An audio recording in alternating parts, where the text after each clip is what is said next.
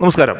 ഒരു സംസ്ഥാനം ഭരിച്ചുകൊണ്ടിരിക്കുന്ന പാർട്ടിക്ക് ഉണ്ടായ ഏറ്റവും വലിയ നാണക്കേടും ഏറ്റവും വലിയ തോൽവിയുമായാണ് ഈ പൊതുതെരഞ്ഞെടുപ്പിലെ LDFിൻ്റെ പരാജയത്തെ എല്ലാവരും നോക്കിക്കാണുന്നത്. പക്ഷേ മുഖ്യമന്ത്രി പിണറായി വിജയൻ മാത്രം അത് അത്തരത്തിലല്ല കാണുന്നത് എന്നുള്ളതാണ് യാഥാർത്ഥ്യം.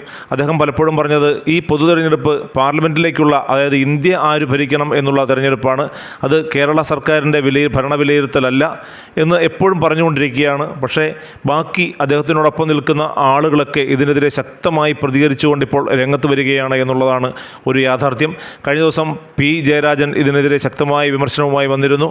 അതിന് തൊട്ട് പിന്നാലെയാണ് പാർട്ടിയുടെ മറ്റൊരു മുഖമായ G. സുധാകരൻ ശക്തമായ വെല്ലുവിളിയുമായി ചില പ്രസ്താവനകളുമായി മുന്നോട്ട് വന്നത്.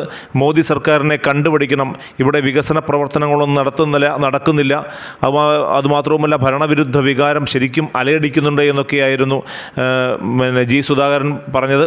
എന്നാൽ അവരെയൊക്കെ വെല്ലുന്ന തരത്തിൽ ഇപ്പോഴിതാ പാർട്ടി സെക്രട്ടറി MV ഗോവിന്ദനും മുഖ്യമന്ത്രി പിണറായി വിജയനെതിരെ അല്ലെങ്കിൽ സംസ്ഥാന സർക്കാരിനെതിരെ രംഗത്ത് വന്നിരിക്കുകയാണ്. ഈ തോൽവി അംഗീകരിക്കുന്നു എന്നാണ് MV ഗോവിന്ദൻ പറഞ്ഞത്. തോൽവി തന്നെയാണ്, തോൽവിയെ ജയമായി കണക്കാക്കാൻ പറ്റില്ല.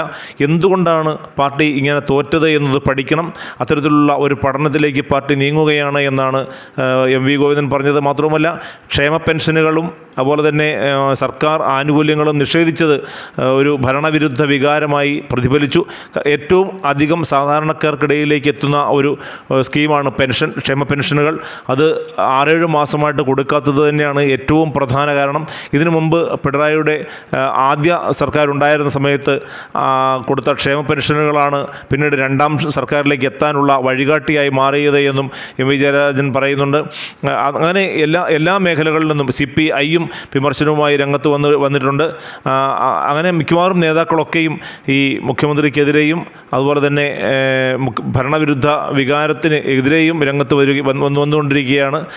അതിലും ഉപരിയായിട്ട് ഈ ഭരണവിരുദ്ധ വികാരം ഉണ്ടാകുന്നതിനുള്ള മറ്റൊരു കാരണമായി പറയുന്നത് സർക്കാരിൻ്റെ സമീപനമാണ് എന്നുള്ളതാണ്. അത് മാത്രവുമല്ല, മുഖ്യമന്ത്രി എന്ന നിലയിൽ മുഖ്യമന്ത്രിയും മകളും ഇൻവോൾവായ ഒരു വിഷയം, വലിയ വിഷയം ഇപ്പോഴും ചർച്ചാ വിഷയമാണ്. അത് കേസുമായി ബന്ധപ്പെട്ട് ഇപ്പോഴും മുന്നോട്ട് നീങ്ങുന്നു. ബാർക്കോഴ കേസ് വിഷയമായിട്ടുണ്ട്. അതുപോലെ തന്നെ സപ്ലൈകോയിൽ സാധനങ്ങളില്ലാത്തത് വലിയ തോതിൽ നെഗറ്റീവായി വന്നിട്ടുണ്ട്. ഇങ്ങനെ ഒരുപാട് കാരണങ്ങൾ കൊണ്ട് തങ്ങൾ തഴയപ്പെട്ടു, തങ്ങൾ പരാജയപ്പെട്ടു. അതുകൊണ്ട് തന്നെ ഈ പരാജയം തങ്ങൾ സമ്മതിക്കുന്നുവെന്ന് പാർട്ടി സെക്രട്ടറി സമ്മതിച്ചു കഴിഞ്ഞു. പരാജയത്തെ പരാജയമായി മാത്രമേ കാണാൻ കഴിയൂ, ജയമായി കാണാൻ കഴിയില്ലല്ലോ എന്നായിരുന്നു MV ഗോവിന്ദൻ്റെ പ്രസ്താവന. എന്നാൽ മുഖ്യമന്ത്രി മാത്രം ഇതുവരെയും അത്തരം ഒരു തുറന്നു പറച്ചിൽ, നിയമസഭയിൽ ഒരു ചെറിയ കാര്യം പറഞ്ഞതല്ലാതെ ഒരു തുറന്നു പറച്ചിലേക്ക് വന്നിട്ടില്ല എന്നുള്ളതാണ്. ഇതെല്ലാം കാണിക്കുന്നത് മുഖ്യമന്ത്രിക്കെതിരെ മറ്റു നേതാക്കൾ ശക്തമായ രീതിയിൽ തിരിയുന്നു എന്ന് തന്നെയാണ്. മുഖ്യമന്ത്രിയുടെ രാജി അവർ ആവശ്യപ്പെടുന്നില്ല, പരസ്യമായിട്ട് ആവശ്യപ്പെടുന്നില്ല എന്ന് മാത്രമേ ഉള്ളൂ. പക്ഷേ എല്ലാ നേതാക്കൾക്കും ഈ ഭരണവിരുദ്ധ വികാരത്തെക്കുറിച്ചുള്ള കൃത്യമായ വിലയിരുത്തലുകൾ അവർ നടത്തിയിട്ടുണ്ട് എന്നുള്ളത് യാഥാർത്ഥ്യമാണ്. വരാൻ പോകുന്ന ഇടതുമുന്നണി യോഗങ്ങളിൽ ഇത് ശക്തമായി ഉയർന്നു വരും. ഇത് മുഖ്യമന്ത്രിക്ക് ഏറ്റവും വലിയ കനത്ത ആഘാതമുണ്ടാക്കുന്ന തരത്തിലുള്ള പ്രസ്താവനകളും പ്രതിഫലനങ്ങളും പാർട്ടിക്കുള്ളിൽ തന്നെ ഉണ്ടാക്കും എന്നുള്ളതാണ് ഇപ്പോൾ പുറത്തു വരുന്ന വിവരങ്ങൾ.